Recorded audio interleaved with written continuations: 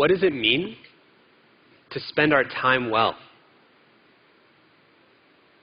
I spend a lot of my time thinking about how to spend my time. Probably too much. I probably obsess over it. My friends think I do. But I feel like I kind of have to, because these days it feels like little bits of my time kind of slip away from me. And when that happens, it feels like parts of my life are slipping away. Specifically, it feels like little bits of my time get slipped away to various things like this, like technology. I check things. I'll give you an example. If this email shows up, how many of you have gotten an email like this, right? I've been tagged in a photo. When this appears, I can't help but click on it right now, right? Because like, what if it's a bad photo? So I have to click it right now. But I'm not just going to click see photo. What I'm actually going to do is spend the next 20 minutes. But the worst part is that I know that this is what's going to happen. And even knowing that that's what's going to happen doesn't stop me from doing it again the next time. You know, or I find myself in a situation like this, where I check my email and I pull down to refresh, right? But the thing is that in like 60 seconds later, I'll pull down to refresh again. Like, why am I doing this, right? This doesn't make any sense. But I'll give you a hint why this is happening. What do you think makes more money in the United States than movies, game parks, and baseball combined? Slot machines. How can slot machines make all this money when we play with such small amounts of money? We play with coins. How is this possible? Well, the thing is, my phone is a slot machine. Every time I check my phone, I'm playing the slot machine to see what am I going to get. What am I going to get? Every time I check my email, I'm playing the slot machine to say, what am I going to get? Every time I scroll a news feed, I'm playing the slot machine to see what am I going to get next, right? And the thing is that, again, knowing exactly how this works, and I'm a designer, I know exactly how the psychology of this works. I know exactly what's going on. But it doesn't leave me with any choice. I still just get sucked into it. So what are we going to do? Because it leaves us with this all-or-nothing relationship with technology, right? You're either on, and you're connected and distracted all the time, or you're off, but then you're wondering, am I missing something important? In other words, you're either distracted, or you have fear of missing out, right? So we need to restore choice. We want to have a relationship with technology that gives us back choice about how we spend time with it. And we're going to need help from designers, because knowing this stuff doesn't help. We're going to need design help. So what would that look like? So let's take an example that we all face, chat, text messaging. So let's say there's two people. Nancy's on the left, and she's working on a document. And John's on the right. And John suddenly remembers, I need to ask Nancy for that document before I forget, right? So when he sends her that message, it blows away her attention, right? And that's what we're doing all the time. We're bulldozing each other's attention left and right. And there's serious cost to this, because every time we interrupt each other, it takes us about 23 minutes on average to refocus our attention. We actually cycle through 2 different projects before we come back to the original thing we were doing. This is Gloria Mark's research combined with Microsoft research that showed this. And her research also shows that it actually trains bad habits. The more interruptions we get externally, it's conditioning and training us to interrupt ourselves. We actually self-interrupt about every 3.5 minutes. This is crazy. So how do we fix this? Because Nancy and John are in this all-or-nothing relationship. Nancy might want to disconnect, but then she'd be worried, what if I'm missing something important? So design can fix this problem.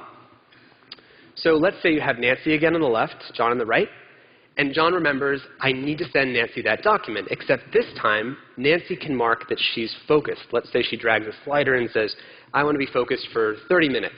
So bam, she's focused. Now, when John wants to message her, he can get the thought off of his mind, because he has a need, right? He has this thought, and he needs to dump it out before he forgets. Except in this time, it holds the messages so that Nancy can still focus, but John can get the thought off of his mind, right? But this only works if one last thing is true, which is that Nancy needs to know that if something is truly important, that John can still interrupt. But instead of having constant accidental or mindless interruptions, we're now only creating conscious interruptions, right? So we're doing two things here. We're creating a new choice for both Nancy and John. But there's a second subtle thing we're doing here too. And that's that we're changing the question that we're answering. Instead of the goal of chat being, let's design it so that it's easy to send a message, right? That's the goal of chat. It should be really easy to send a message to someone. We change the goal to something deeper and a human value, which is, let's create the highest possible quality communication and relationship between two people. So we upgraded the goal. Now, do designers actually care about this? Do we want to have conversations about what these deeper human goals are? Well, I'll tell you one story, which is about a year ago, a little over a year ago, I got to help organize a meeting between some of technology's leading designers and Thich Nhat Hanh. Thich Nhat Hanh is an international spokesperson for mindfulness and meditation. And it was the most amazing meeting. You have to imagine, picture a room. On one side of the room, you have a bunch of tech geeks, right?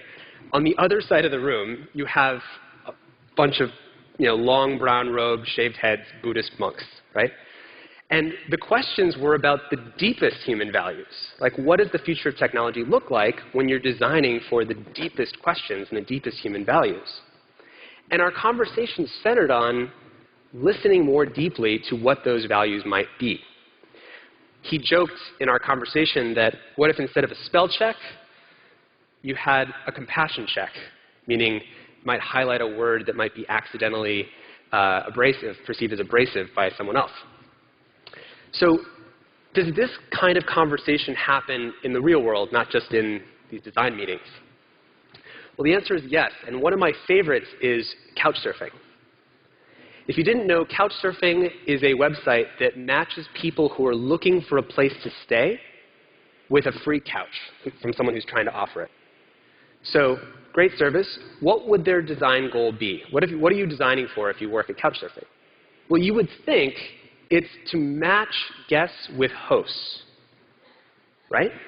That's a pretty good goal. But that would kind of be like our goal with messaging before, where we're just trying to deliver a message. So what's the deeper human goal? Well, they set their goal as the need to create lasting, positive experiences and relationships between people who've never met before. And the most amazing thing about this was in 2007, they introduced a way to measure this, which is incredible. I'll tell you how it works. Every design goal that you have to have a corresponding measurement to know how you're doing, right? A way of measuring success. So what they do is say, let's say you take two people who meet up, and they take the number of days those two people spent together, right? And then they estimate how many hours were in those days. How many hours did those two people spend together? And then after they spend this time together, they ask both of them, how positive was your experience? Did you have a good experience with this person that you met, right? And they subtract from those positive hours the amount of time people spent on the website, because that's a cost to people's lives. Why should we value that as success? And what you were left with is something they refer to as net orchestrated conviviality, or really just the net good times created, the net hours that would have never existed had Couchsurfing not existed. Can you imagine how inspiring it would be to come to work every day and measure your success in the actual net new contribution of hours in people's lives that are positive, that would have never existed if you didn't do what you were about to do at work today? Can you imagine a whole world that worked this way? Can you imagine a social network that, let's say you care about cooking, and it measured its success in terms of cooking nights organized, and the cooking articles that you were glad you read, and subtracted from that the articles you weren't glad you read, or the time you spent scrolling that you didn't like, right? Imagine a professional social network that, instead of measuring its success in terms of connections created or messages sent, instead measured its success in terms of the job offers that people got that they were excited to get, right? And subtracted the amount of time people spent on the website. Or imagine dating services, like maybe Tinder or something, where instead of measuring the number of swipes left and right people did, which is how they measure success today, and instead measured the deep, romantic, fulfilling connections people created. Whatever that was for them, by the way. But can you imagine a whole world that worked this way, that was helping you spend your time well? Now, to do this, you'd also need a new system, because you're probably thinking, today's internet economy, today's economy in general, is measured in time spent. The more users you have, the more usage you have, the more time people spend, that's how we measure success. But we've solved this problem before. We solved it with organic when we said we need to value things a different way. We said this is a different kind of food. So we can't compare it just based on price. This is a different category of food. We solved it with LEED certification, where we said this is a different kind of building that stood for different values of environmental sustainability. What if we had something like that for technology? What if we had something whose entire purpose and goal was to help create net new positive contributions to human life? And what if we could value it a different way so it would actually work? Imagine you gave this different premium shelf space on app stores. Imagine you had web browsers that helped route you to these kinds of designed products, right? Can you imagine how exciting it would be to live and create that world?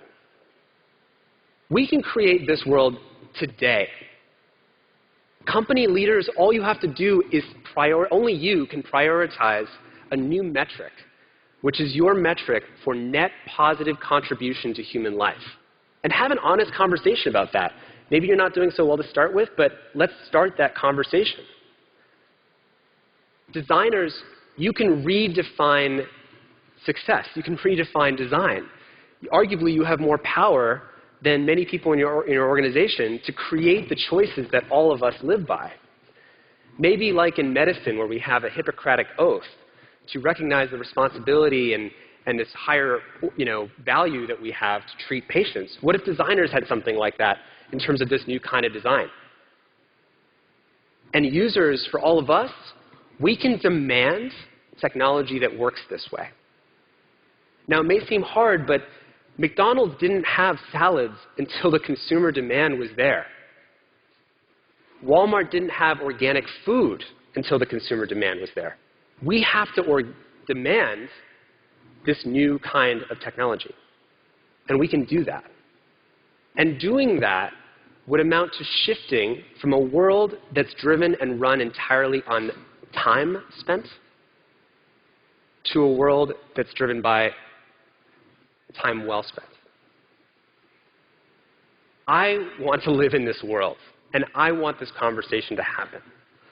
Let's start that conversation now. Thank you.